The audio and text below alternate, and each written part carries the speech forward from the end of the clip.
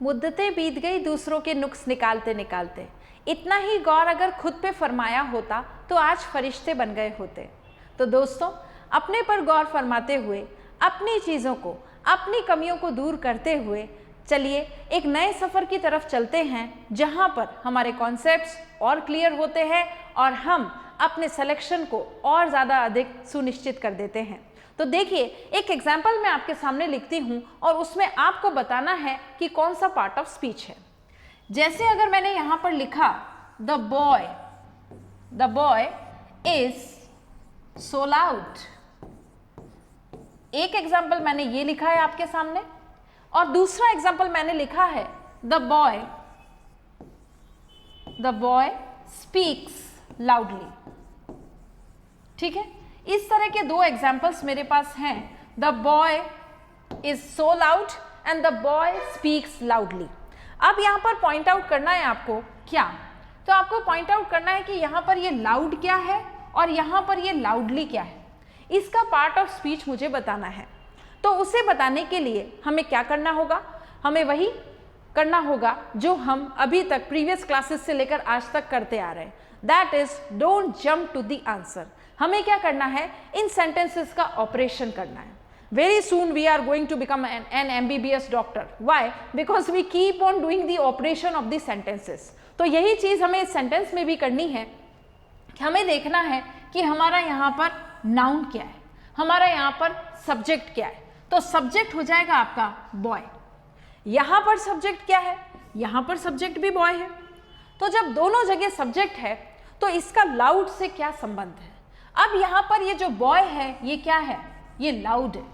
Boy loud है मतलब क्या, बॉय बहुत शोर करता है। हाँ, उसका नेचर ऐसा है, इतना एग्रेसिव है वो, और इतना इतना एग्रेशन में रहता है हमेशा कि उसको कह दिया जाता है कि the boy is very short tempered, बहुत गुस्से में रहता है, बहुत चिड़चिड़ा है, बहुत इरिटेटिव है, बहुत डिस्गस्टिंग है। तो उसके लिए मैं ये सारी चीजें बोल रही हूँ। ये सब आशीर्वाद किसको दिया जा रहा है, इस लड़के को। तो जब इस लड़के से डायरेक्टली कोई संबंधित कुछ एडिशनल इंफॉर्मेशन दी जा रही है, व्हेनेवर वी आर गिविंग और adding some information to the subject, तो वो क्या होगा, तो वो चीज होगी हमारा एडजेक्टिव।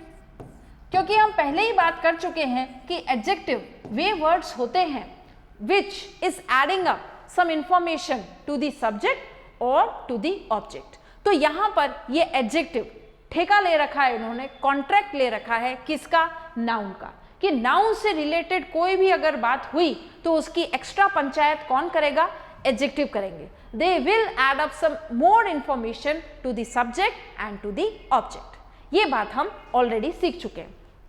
लेकिन यहां पर देखिए, यहां पर ये जो लड़का है ये बोल रहा है, तो यहां पर तो चुप था, बिल्कुल। यहां पर इज क्या है, वर्ब है। इस वर्ब है तो यहां पर स्पीक्स भी क्या है, स्पीक्स भी एक वर्ब है। अब हमें आगे देखना है कि यहां पर इस सेंटेंस और इस सेंटेंस में डिफरेंस क्या है। तो लड़का जो है वो क्या कर रहा है, बोल रहा है, और कैसा बोल रहा है, वो बहुत जोर से बोल रहा है।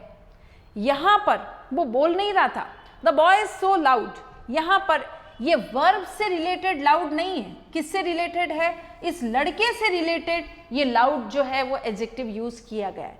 लेकिन यहां पर ये लड़का लाउडली नहीं है कि ये जो लड़का है ये तो बहुत लाउडली है, लड़के का दूसरा नाम कह दिया हमने कि लड़के का नाम क्या है, लाउडली है, ऐसा कुछ भी नहीं। ये लड़का जो है वो बोल रहा है, और कैसे बोल रहा है उसका तरीका बताया गया है। तो जब उसके बोलने का तरीका बताया जाता है तो उसको हम कहते हैं एडवर्ब ऑफ मैनर।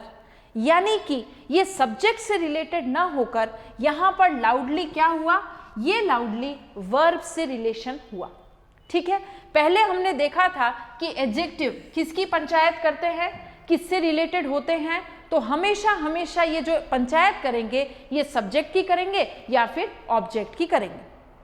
ठीक है, जैसे हमारे घर में फूफा जी, अब ये लोग जो हैं ये क्या करेंगे, या तो अपने घर वालों की पंचायत करेंगे या पड़ोसियों की, बस इनका ठेका यहीं तक है। तो दैट इज कॉल्ड एडजेक्टिव।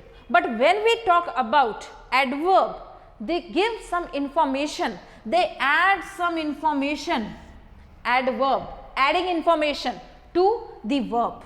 यहां पर ये सब्जेक्ट और ऑब्जेक्ट का ठेका नहीं लेते, पंचायत नहीं करते, किससे संबंधित होते हैं?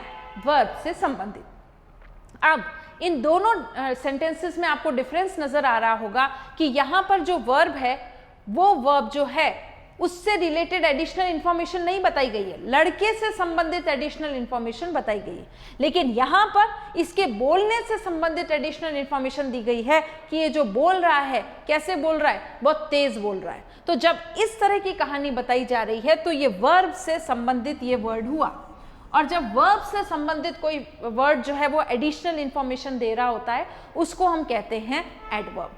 तो इन दो सेंटेंसेस से हमारा एक कॉन्सेप्ट तो क्लियर हुआ कि एडजेक्टिव कहां पर एप्लीकेबल होगा और एडवर्ब कहां पर एप्लीकेबल होगा।